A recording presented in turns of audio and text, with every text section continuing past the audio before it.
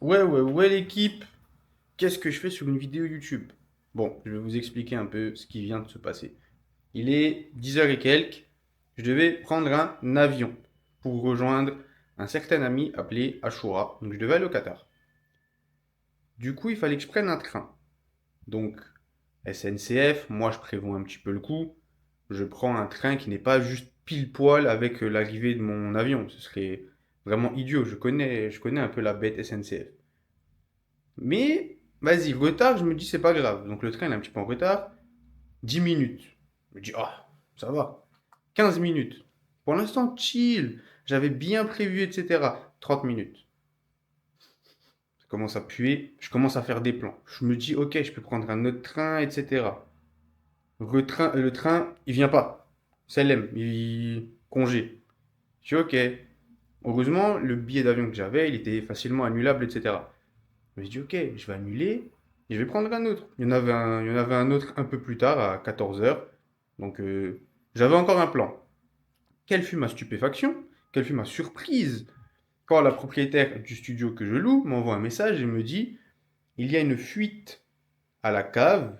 Monsieur, vous êtes au rez-de-chaussée, ça va vous impacter. Il faut faire venir un technicien ou je sais pas qui.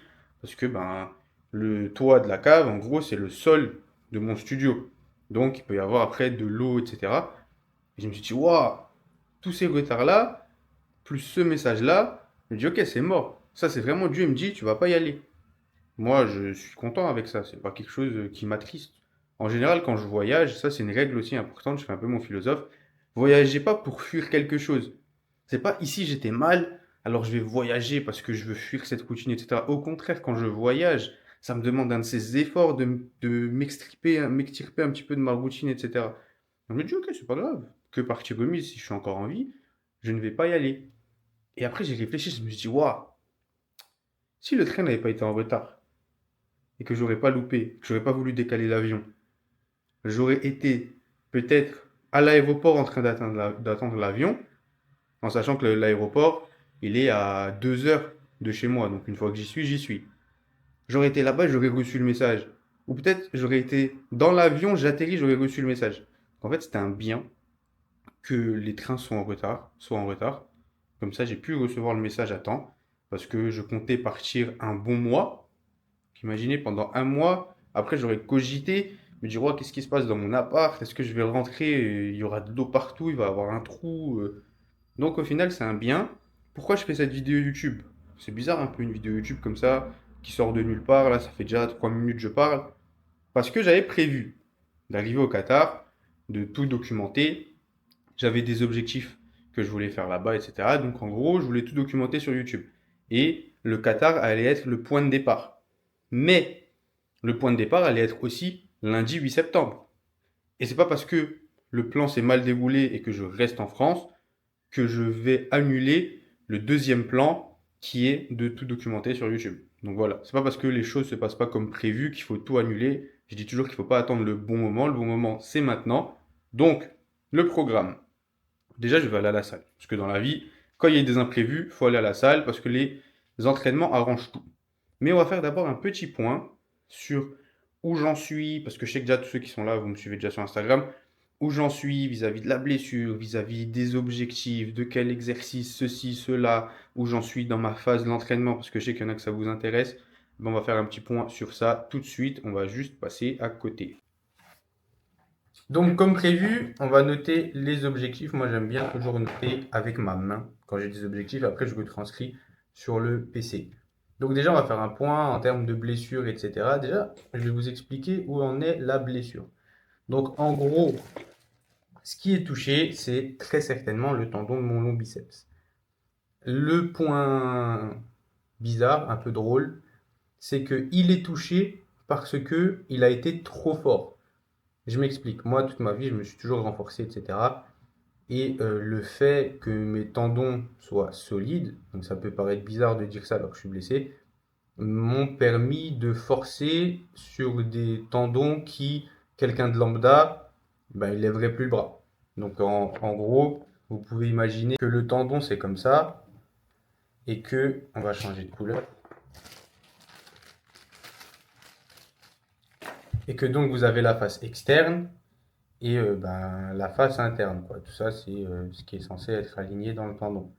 Et donc, quand la zone interne est touchée, oh là là, touché, touché, touché, ça va être le pourtour, la zone externe, qui va compenser. Chez quelqu'un de normal, ça va pas compenser très longtemps. Chez quelqu'un de normal, ça va pas compenser avec des dips à 110 kg.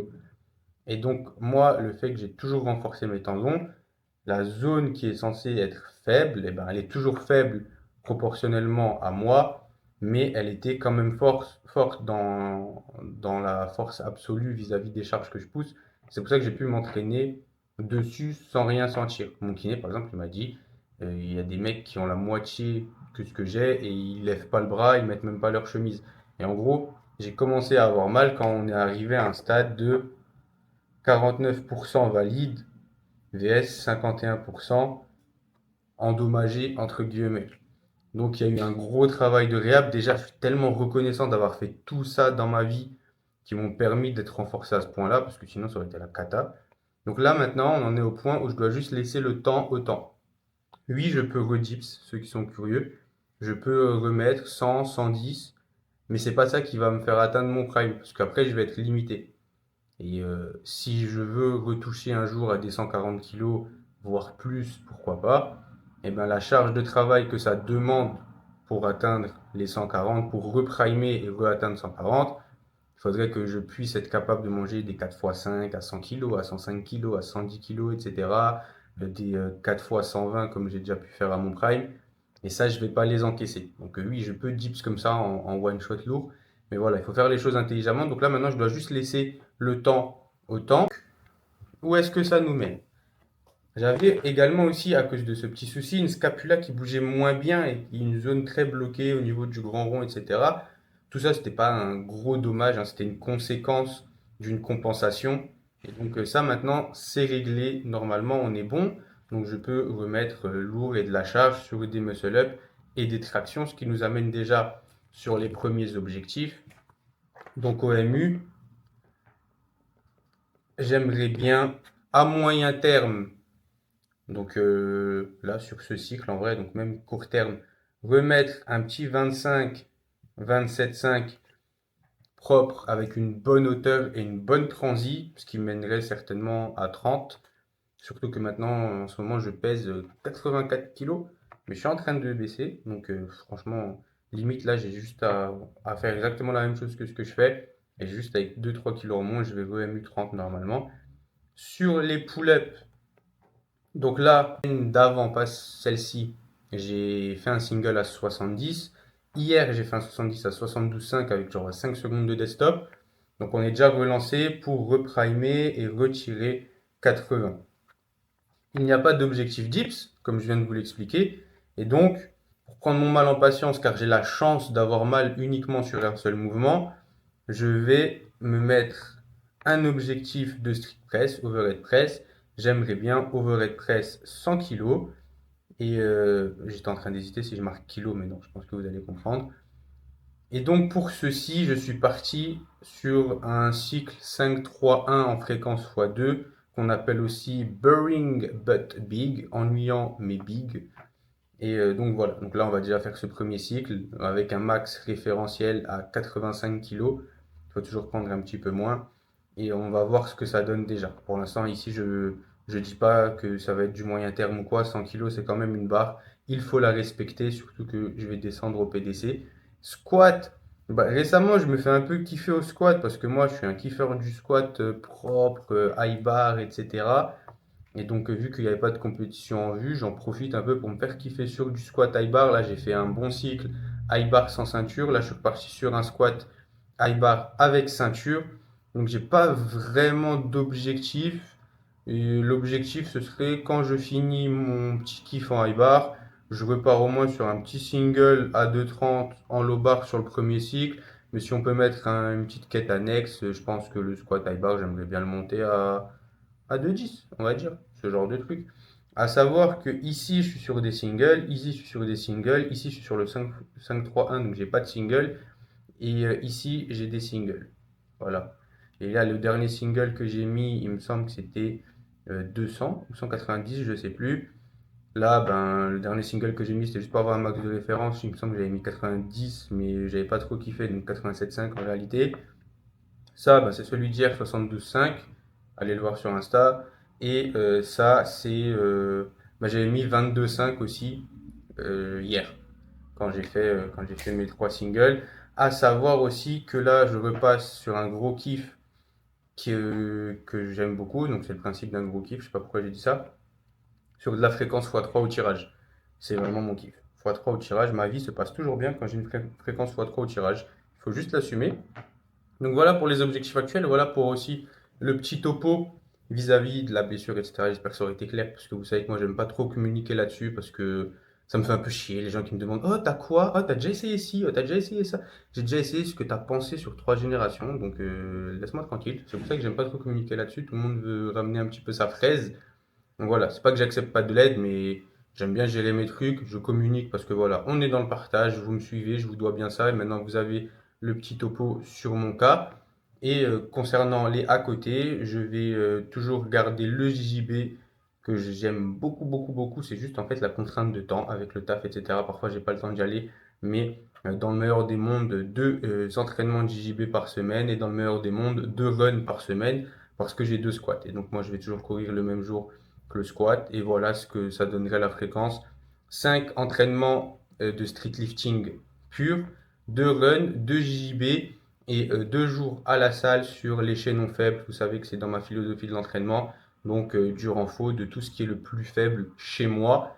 Sur ce, on va aller à la salle pour une séance push avec la deuxième séance, enfin la deuxième semaine du cycle 5-3-1.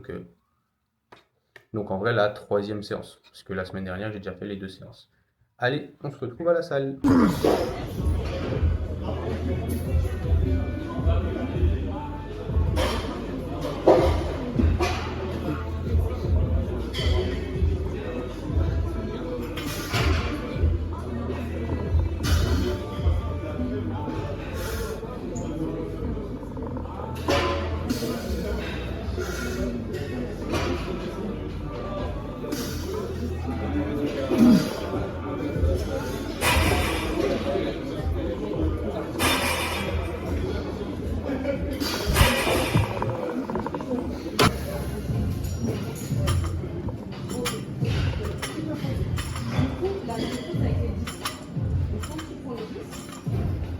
Ouais l'équipe, on se retrouve. Donc il fait pas super clair, hein. Là il est 10 heures. On va aller à la salle vers 11 heures midi.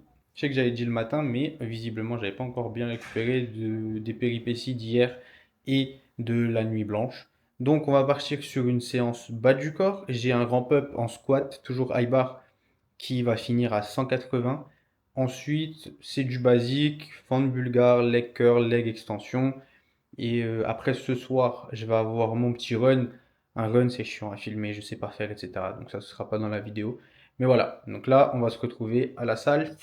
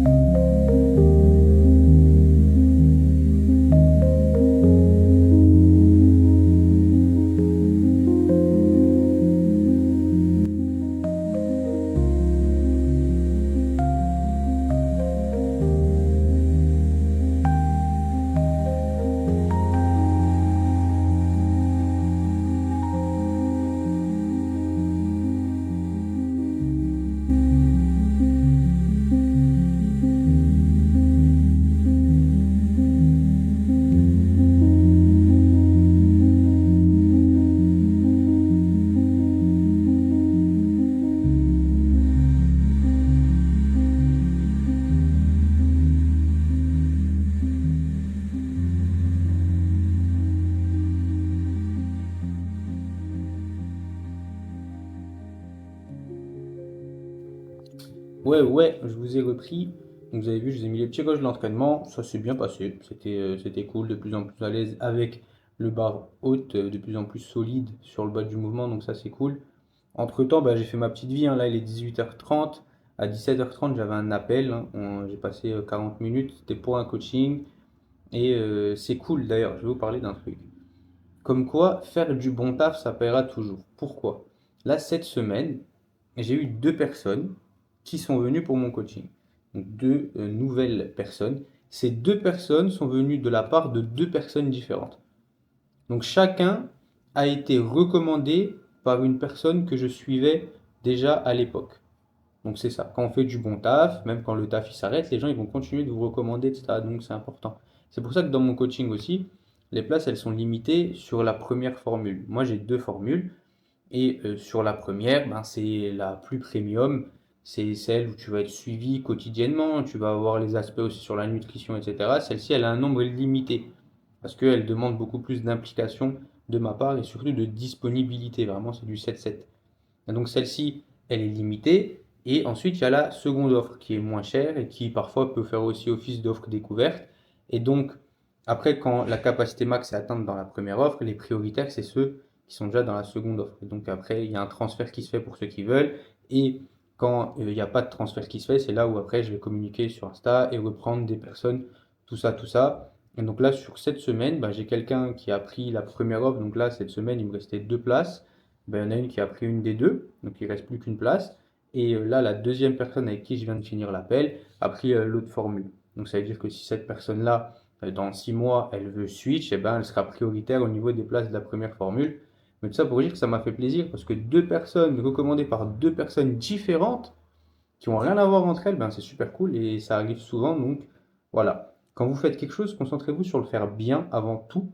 Et faire bien, c'est toujours ce qui va vous apporter des résultats sur le long terme. Si vous êtes coach, vous pouvez mettre le paquet sur le contenu, sur le marketing, sur tout ce que vous voulez. Ça va vous faire des clients à court terme. Mais au bout d'un an, 2 ans, 3 ans, vous allez duper plus personne et votre activité, elle va se casser la gueule. Parce que ce qui est le plus important, c'est d'être bon. Et c'est comme ça que tu as une activité pérenne. C'est comme ça que des gens que tu as coachés il y a 3 ans, ils vont toujours se souvenir en bien de toi et vont même toujours te recommander. Donc voilà, tout ce qui est marketing, etc., c'est un peu le après, c'est un peu autour, mais le noyau du truc, c'est sois bon. Si tu te regardes dans le miroir et que tu arrives à te mentir, là, c'est une autre histoire. Si tu arrives à te dire je suis un bon coach alors que tu sais que tu as plein de lacunes et que ça fait 2 ans que tu fais, ça fait 5 ans que tu t'entraînes et que là, vas-y, tu es déjà coach, en 5 ans, tu n'as pas d'expérience. Là, après, ça, c'est un autre problème. Mais si tu es honnête avec toi-même, tu sais où est-ce que tes priorités doivent être. Donc voilà, c'est une fin de journée pour moi. Là, je vais me mettre à bosser ben, sur les deux nouvelles personnes, justement, hein, sur leur programme. Là, il est 18h44, j'ai un run à faire. Mais c'est chiant de filmer un run, je sais même pas faire. Je vais pas courir et me filmer comme ça, bref, grave chiant. Donc voilà, il y aura une course. Ça va être la fin de la vidéo. Et il y en aura potentiellement une deuxième dans la semaine avec les séances haut du corps. Donc voilà, je compte sur vous. Je sais pas, c'est la première. Est-ce que dès la première, on a le droit de demander des likes et tout? Pourquoi mon téléphone depuis avant? Ah oui, j'étais en appel. Je crois, dans première vidéo, je demande pas de like. Vas-y, première vidéo, juste regarde, t'inquiète. Après, si tu veux liker, like. Mais vas-y, première vidéo, je demande pas. La deuxième, ça va demander cash. Bref, salut.